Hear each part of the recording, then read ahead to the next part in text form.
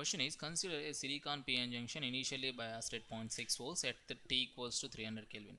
Assume the temperature increases to 310 Kelvin. Calculate the change in forward bias voltage required to maintain a constant current through the junction. See, I is proportional to I naught e power diode voltage and Vt, eta Vt. So, Vt is T by 11600. I naught is proportional to e power minus Eg by Vt. So with the help of these equations, if we solve for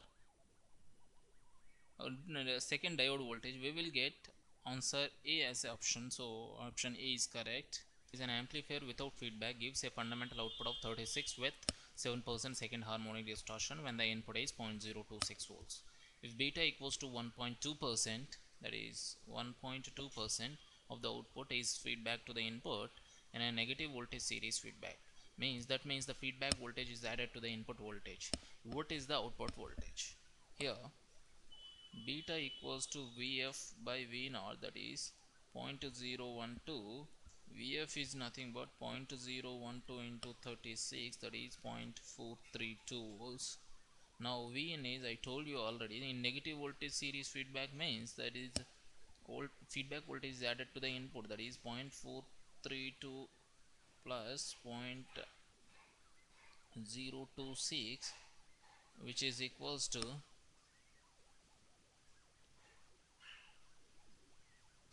0.458. AF is nothing but A by 1 plus A beta, which is equals to 1384.6. So divided by 17.61, which is equals to 78.6. So V naught is equals to 35.99 volts.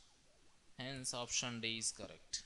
An amplifier without feedback gives a fundamental output of 36 volts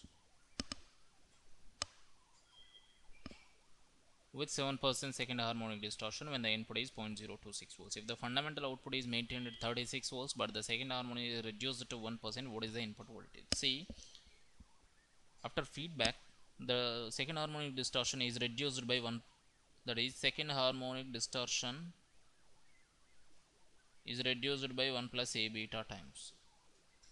Okay, means initial second harmonic distortion is 7%, that is 7 by 100 divided by 1 plus A beta equals to, after reducing it is 1 by 100, means 1%. This 100 cancel, 1 plus A beta equals to 7, means AF equals to A by 1 plus A beta, which is equals to 1384.6 divided by 7, okay, which is equals to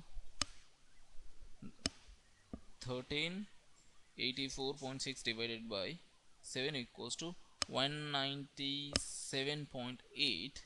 Here we know that this is V naught by Vs. We know V naught is 36 volts, so Vs is 36 divided by AF, which is equals to 182 millivolts. Hence option A is correct. Consider the following oscillator circuit shown in the ideal op-amp. Determine the frequency of oscillation.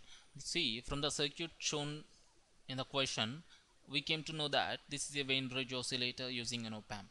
So for Wien bridge oscillator using an op-amp, the frequency of oscillation is given by 2 pi R1 C1 R2 C2, whereas this is R1 C1 C2 R2. If we substitute the given respective values, we will get F0 as a 472 kilohertz. Hence option B is correct. Here in the above circuit, the value of R1 needed to maintain the oscillation. See, now the condition for oscillation is, suppose if we assume this resistance is R2, this resistance is R1, R2 must be 2R1. That is, here R2 is 10k, 2R1 means R1 is 5k. Hence option B is correct.